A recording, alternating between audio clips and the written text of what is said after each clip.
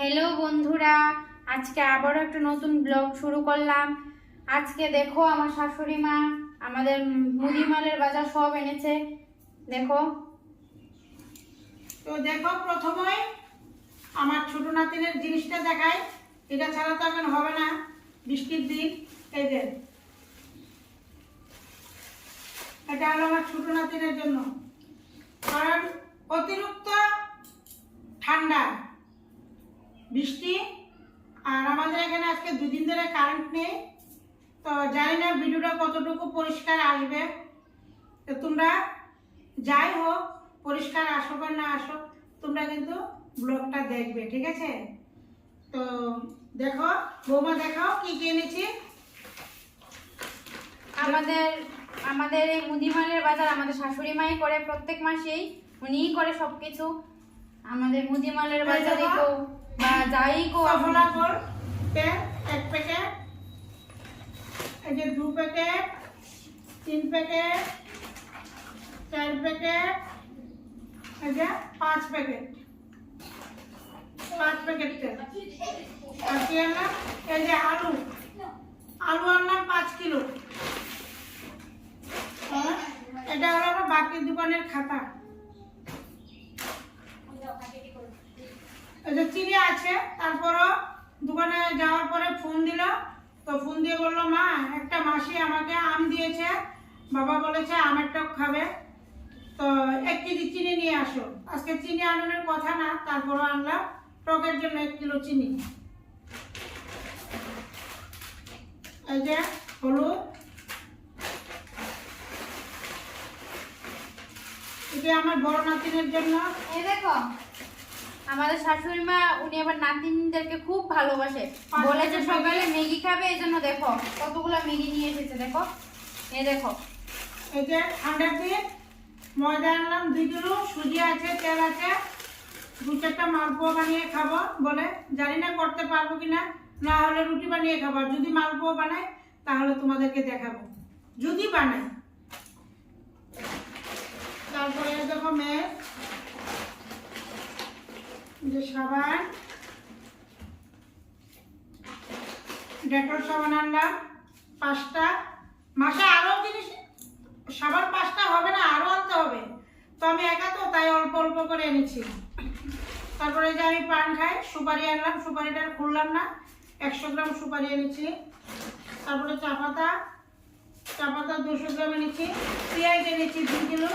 এই যে ব্যাগের ভিতরে পেঁয়াজ, দেখছো কিনা জানি না, এই যে পেঁয়াজ। এই দেখো পেঁয়াজ 2 কেজি পেঁয়াজ এনেছি। আর ঢাললাম না তেলটা। আর এটার মধ্যে এই দেখো নাতনির এর মধ্যে সব নাতিনের খাজানা। দেখো না, 1 প্যাকেট সার্ফও আছে। 1 প্যাকেট সার্ফ আছে, আমি ভুল বলেছি। হ্যাঁ, এই যে সার্ফ আছে। আর এই সবটা নাতিনের খাজানা। দেখেছো কতটা ভালোবাসে নাতিনকে।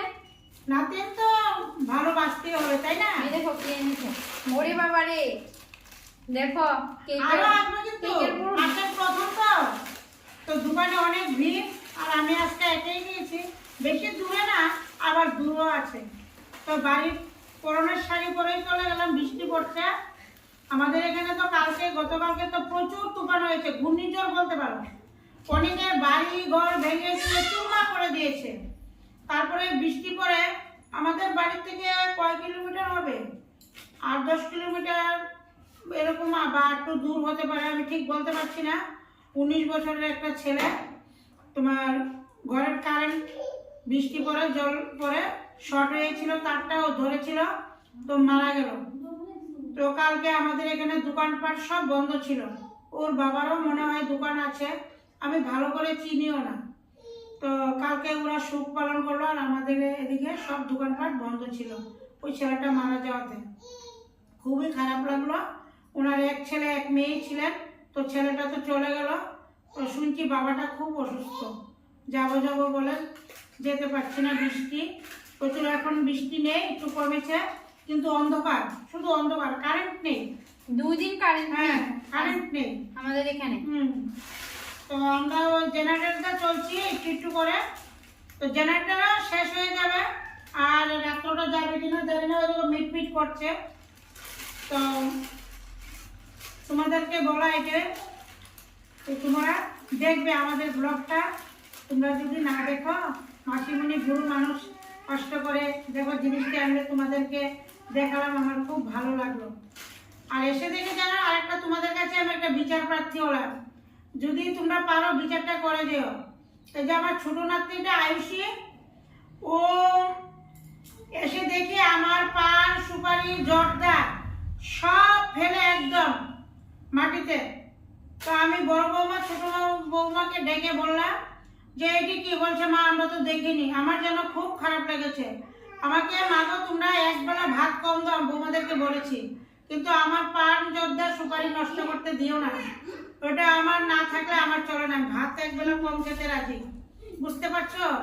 তো তোমাদেরকে দেখাতে পারলাম না কতগুলি নষ্ট করেছে। তো তাড়াতাড়ি করে ছোট বৌমা কি করলো, ফেলে দিল। তো আমি বললাম কেন ফেললে? আমি আমার বন্ধুরা দেখাতাম তোমার মেয়ে কতগুলো নষ্ট করে। তো বলো মারও, লাঠি এনে দিয়েছে ছোট বৌমা। আমার নাতিকে আমি মারতে পারি বলো? আমাদের প্রত্যেক মাসের এই বাজারগুলি মাই করে, তারপরে যে আরো বাজার আসবে। যা আমি আছে প্রথম অল্প অল্প এনেছি, অনেক সময় আমার ছোট ছেলেকে নিয়ে যায় তো নিয়ে আসি। আর টুকটাক তো সামনের দোকানপাট থেকে নেই। তো সংসারের দায়িত্বটা পুরোই আমার উপরে, কেউ নিতে চায় না। আর ওর শ্বশুর তো স্ট্রোক করেছে, উনি নিতে চাইলেও আমার ছেলে দেয় না। এই যে বৌমারা শাড়ি পরে, ব্লাউজ পরে, সব আমি এনে দিই। আমার ভালোও লাগে, আর খুব ভালো লাগে, আমি খুব খুশি হই।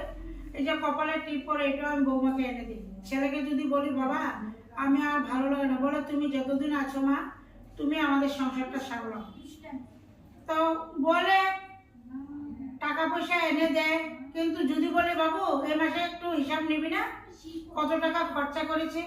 বলেছে তোমার টাকা রাখো তোমার কাছে, হিসাব কিসে? তুমি দিয়ে খাওয়াইয়ে পরিয়ে আমাদেরকে এত বড় করেছো। আমাদের কাছে আমার দুই ছেলে কোনোদিন আমাদের থেকে কোনো দাবি চেয়েছো যে তোদেরকে এত বড় করেছি তোরা আমাকে মূল্য দে? চেয়েছো? তো আর কি বলবো বলো? বলার কিছু নেই। যদি বলি বাবু আজকে অমুক জায়গায় যাব, কিছু টাকা দেবে, বলবো ওখানে মানি ব্যাগ আছে বালিশের তলা নিয়ে যাও, তোমার যা লাগে নিয়ে যাও। ওর বাবাকেও বলবে। সত্যিই গো তোমাদের আশীর্বাদে ওরা দুই ভাই এরকমই যেন থাকে, আশীর্বাদ করবে। তো বলো আজকের ব্লগটা।